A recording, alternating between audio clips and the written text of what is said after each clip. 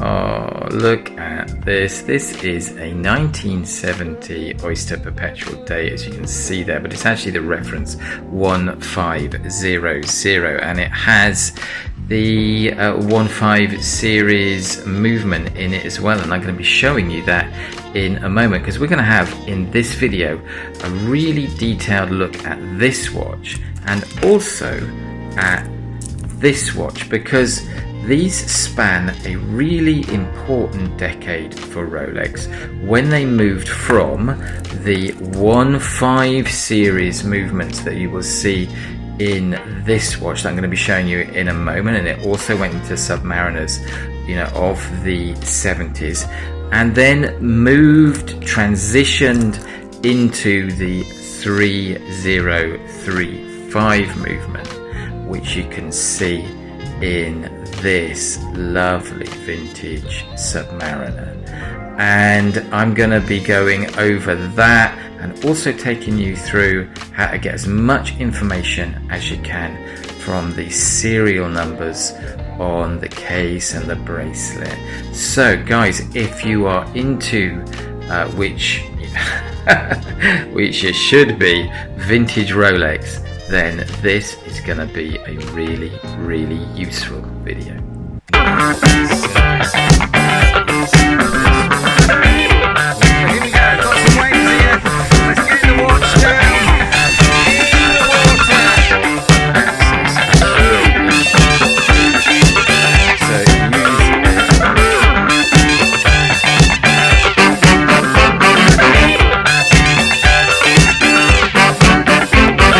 Starting with this Rolex Oyster Perpetual date, it is a reference 1500, and I'll show you in a moment where you can find that, and also the serial number of the watch to date the watch exactly. But first we're going to look at the bracelets, because there are in fact 3 places on the bracelet where there is useful information, and the first of those is on the end link. If I put that in the center of the frame now and just come in there, yeah, you can see that right there. We have stamped on the end link 557, and on the bracelet itself you can also see another number, which is 7835019. Now, when you look those numbers up, and you can go online and you'll quite quickly find resources for this. In fact, it's something I think I'm going to be adding to my own website and put a nice little interface in front of it to make it easy for people. But the though that will tell you that this is a really common bracelet. It's actually made for a very long time. It was made for, let me see if I can get this right, 33 years, because they started production of this bracelet in 1975, and the bracelet finished production in 2007. And there is one other place on the bracelet, assuming of course that it is true to the bracelet, that you can find out a date more accurately, and that is on the clasp, because the clasp is dated.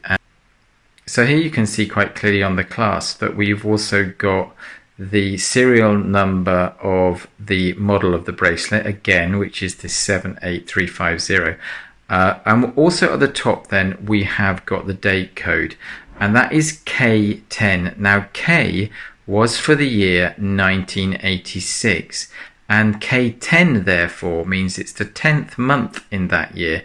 So this bracelet we can date to October 1986, which is quite a long time ago now.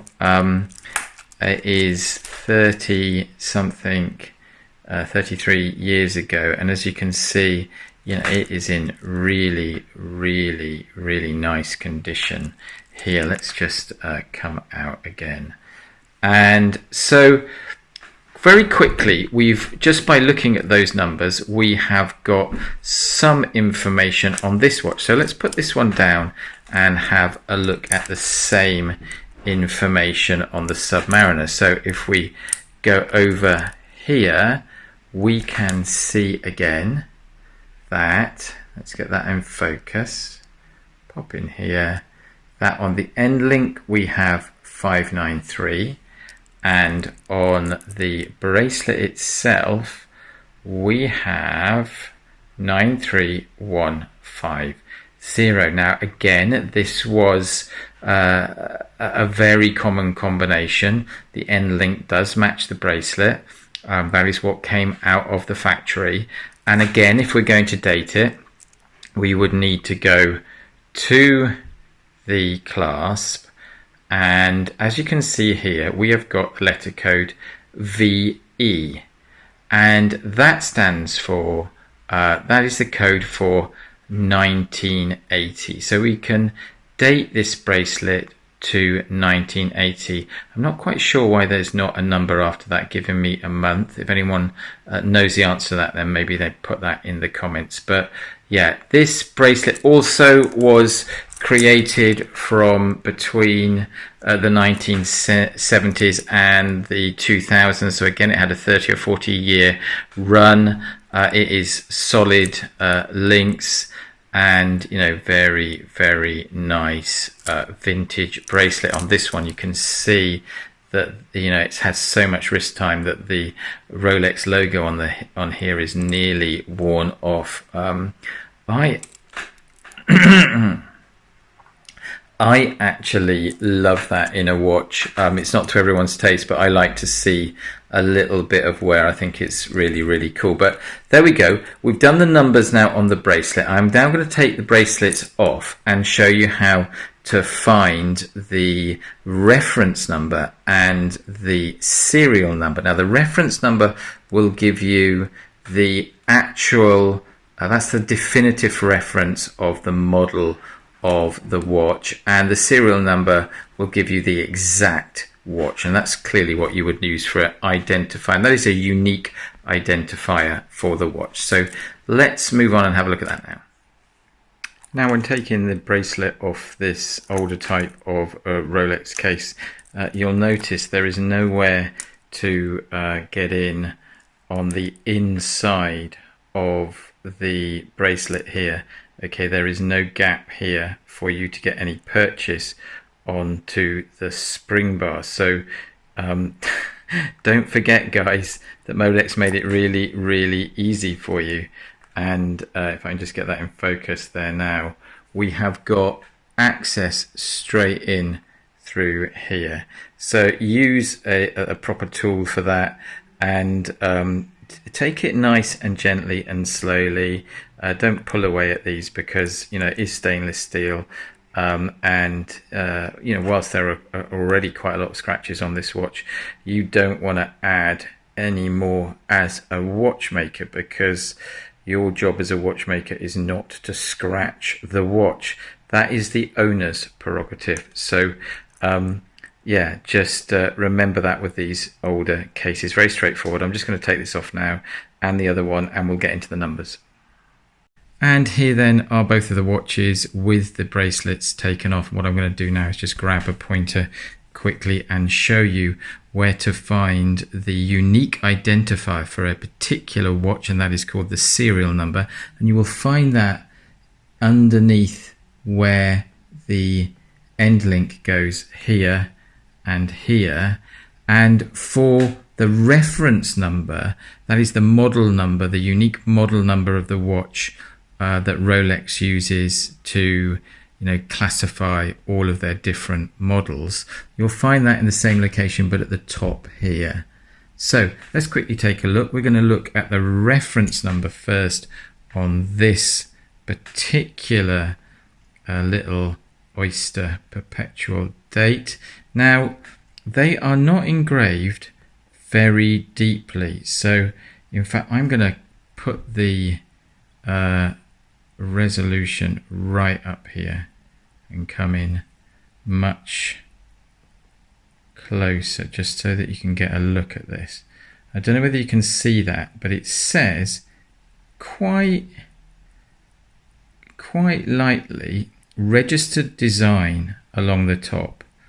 and then it has got what, and you can see it just there, right? 1500. So we can now say that this is the case, at least, is a 1500. And when we're looking at the watch, we look for other evidence that the rest of the watch is a 1500. Okay, so let's just come out now and then spin the watch round to look at the serial number. Now, for obvious reasons, I am not going to give you a complete view of the serial number. So as you can see, we have got here 256 something something something.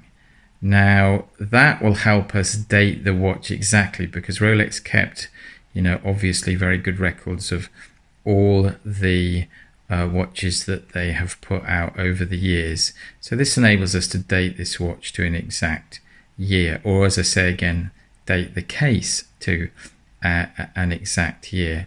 So let us put this one down and quickly do the same for the Submariner. So spin it round so that we can find the reference number for this watch, and here you can see the reference number. It's quite faint, but if I get it just right, there we go.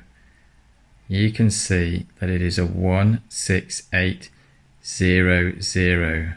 Okay, so which was what we were expecting to see with this particular watch. So let's have a summary now of all these numbers, because these are the important numbers, because these are the numbers that if you're not a watchmaker, you can sort of get access to.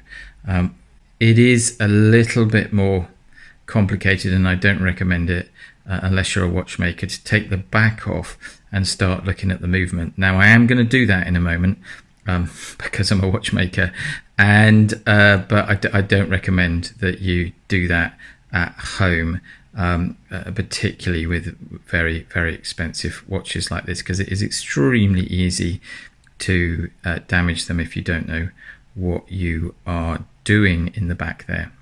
So as I say, those are the really, really important numbers. So let's just have a little revision of where all those numbers are, and then examine the numbers that we've got on these two watches and see what that tells us about the history of these watches. So, bearing in mind that this is stuff that you guys, that pretty much anybody can do, I think you'll be interested to see just how much information that we can get out of those numbers. So let's crack on and do that now. Okay, and a quick recap on these numbers then, dealing with the Submariner first.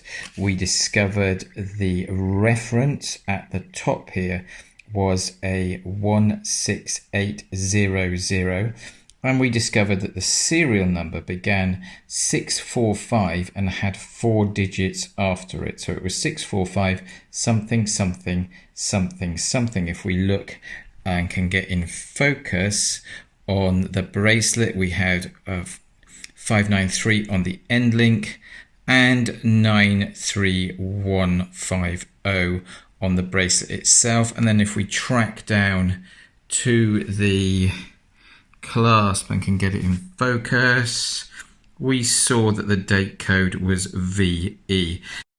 And turning to the little Rolex Oyster Perpetual date, we discovered that the reference number on the case was 1500, which is what we expected. We saw that the unique identifier for this actual watch, the serial number, began with 256 and had 4 other digits after it. So it was 256 something something something.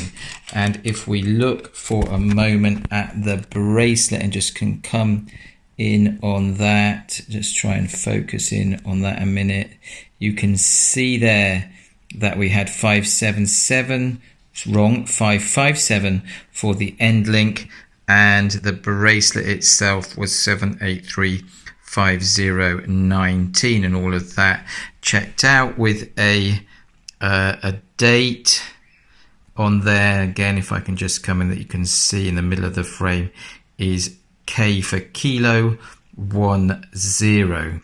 So coming out here now again, what does that tell us about this watch?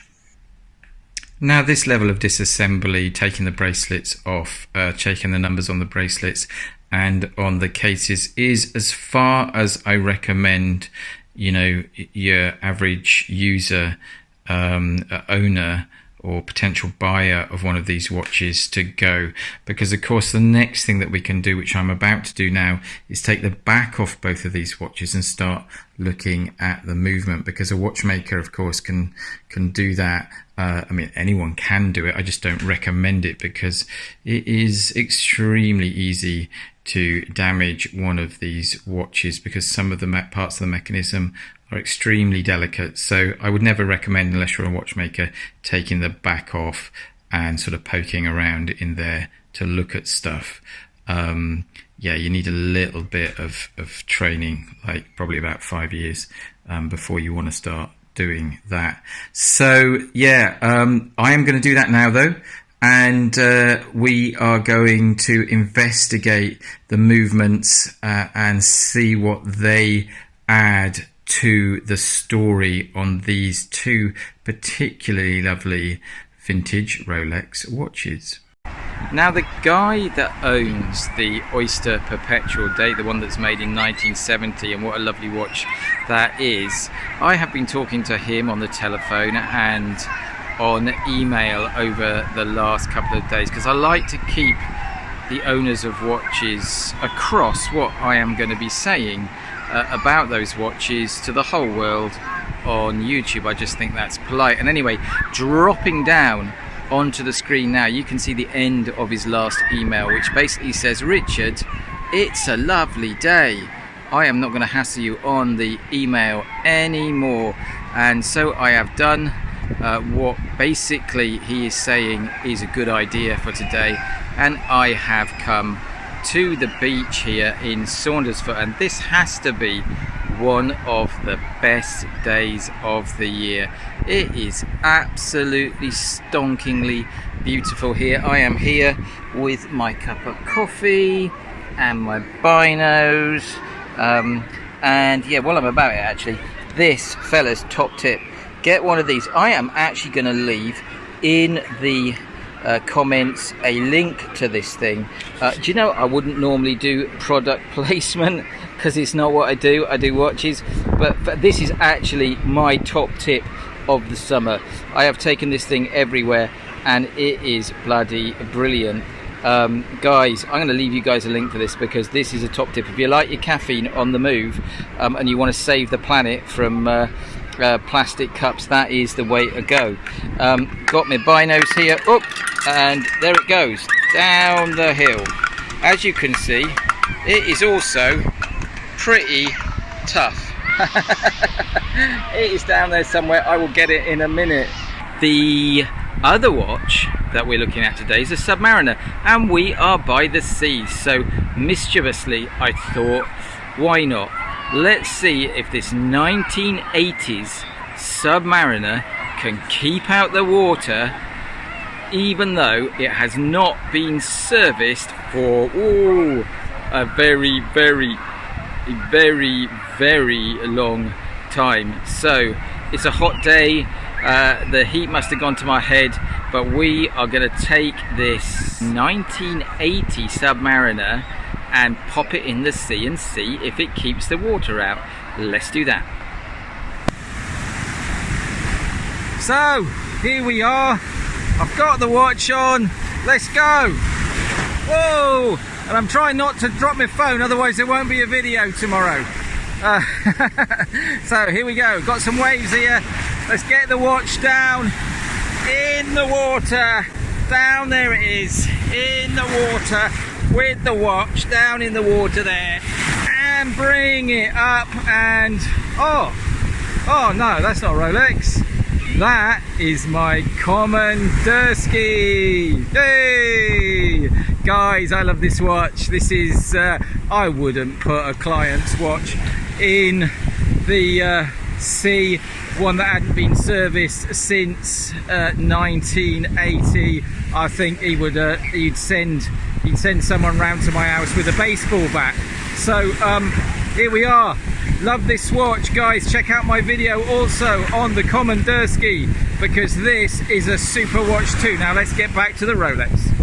So with the backs of both of the watches here, we can start to get even more information, and you can see that the case back on the 1500 is the right case back, because if I come in there, you can see it is the 1500.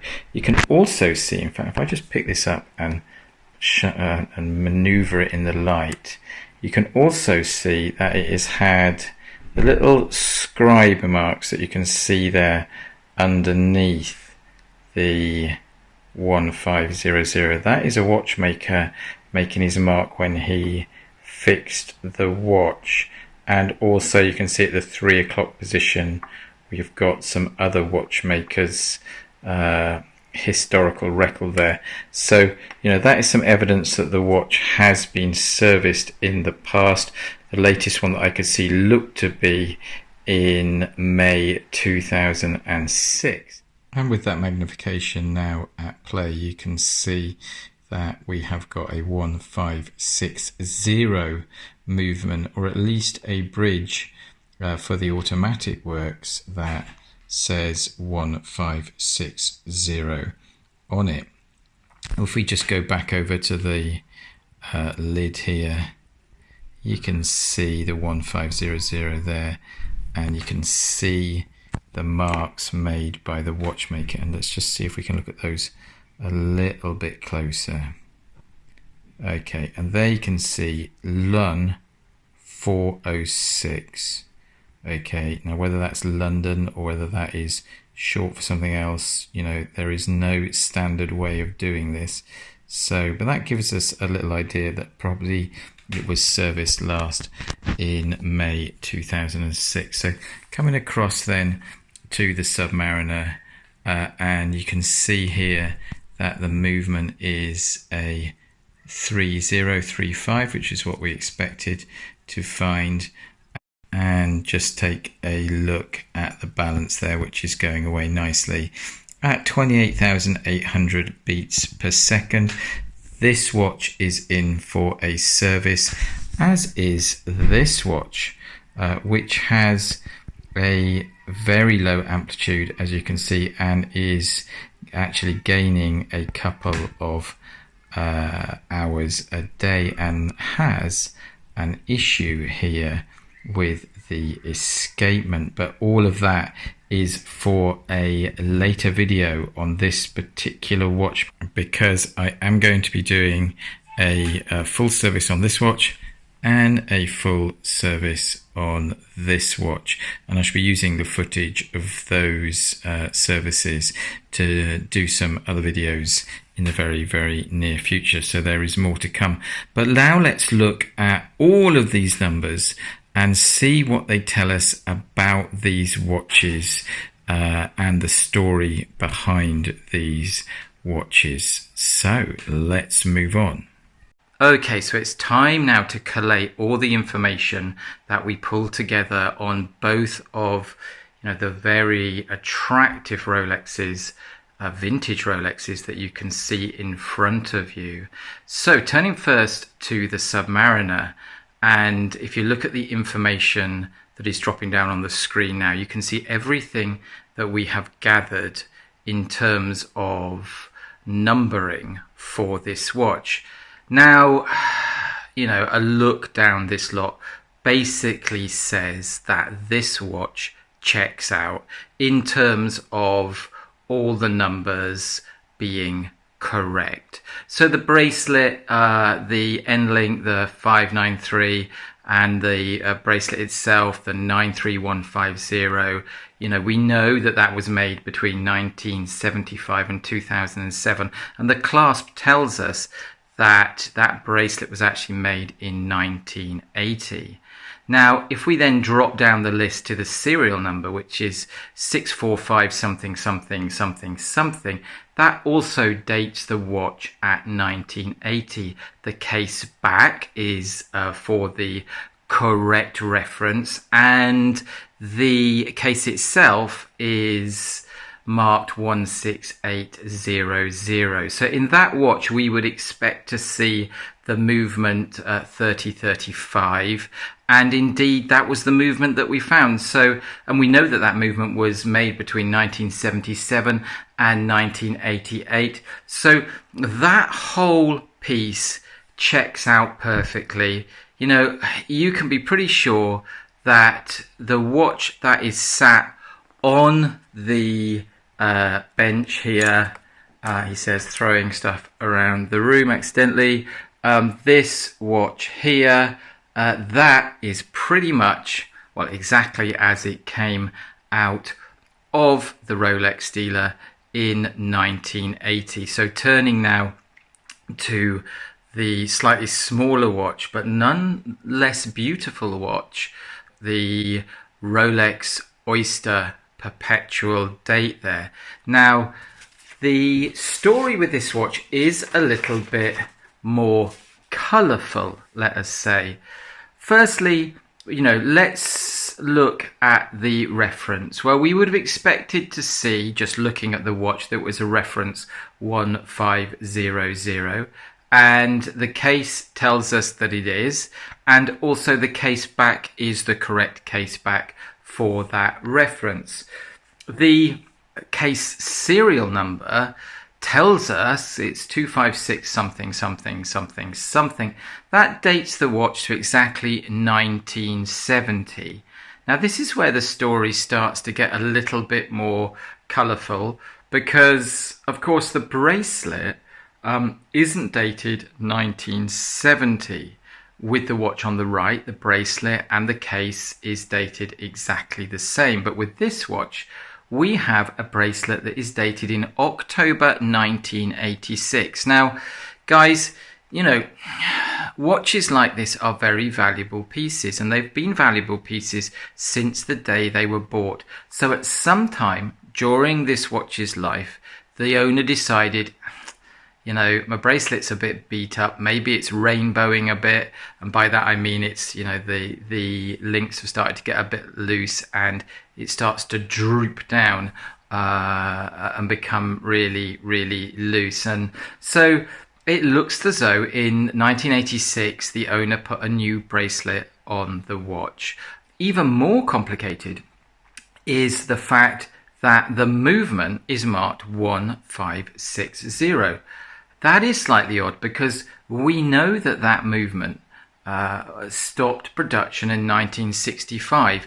Now, quite often, even houses like Rolex will continue to use, you know, they won't just chuck away good movements. They'll continue to use movements that they have on slightly later references. But normally only kind of into the next year or next season. We're looking at a 5-year gap here. So, you know, the 1560 stopped production in 1965, yet the case is marked 1970. And that gap is probably a little bit too much. So there's quite a lot of things that could have happened here. The movement might have been replaced, or the case might have been replaced, or the automatic bridge which bears that number 1560 but is interchangeable with other bridges for movements in the 1500 series might have been swapped out. The reality is we are not going to know. What we do know about both of these watches is that they are both extremely lovely and elegant vintage watches. One of them, the one on the right, is almost certainly exactly the same watch that came out of the AD. The other one has had a little bit of an evolution, and value, I don't think it makes a blind bit of difference to the value of these pieces. and even the one on the left, because all the parts are consistent with this model. You know, we have the right series of movements in it, we have the right dial, we have the right case, we have the right bracelet. And unless it was a particular collector's reference, so if it was, you know, a Submariner red with the red lettering on the Submariner there, or a Submariner Comax or something like that, you know, then we'd want to see absolutely everything, box and papers and all that sort of thing. There are no box and papers for the watch on the left. It has had an evolution, but it is a genuine and very, very, very beautiful 1970s Rolex. And guys, as one final point, there is actually one thing about the Rolex Submariner, the 16800, that doesn't maybe quite fit with the watch. So if you think you know what that is, then please put that in the comments and we'll try and get to the bottom of that. Guys, if you like my videos, then please subscribe. I'm going to leave you here with a little shot of my common Dursky watch, and also check out the video on that. So as I say, if you like my videos, then please subscribe. Please hit the little bell icon there so that you are alerted anytime I upload a new video. But from South Wales in the United Kingdom, in a place called Pembroke Dock, that is all I have for you for this particular video. So guys, you take care out there, and God bless.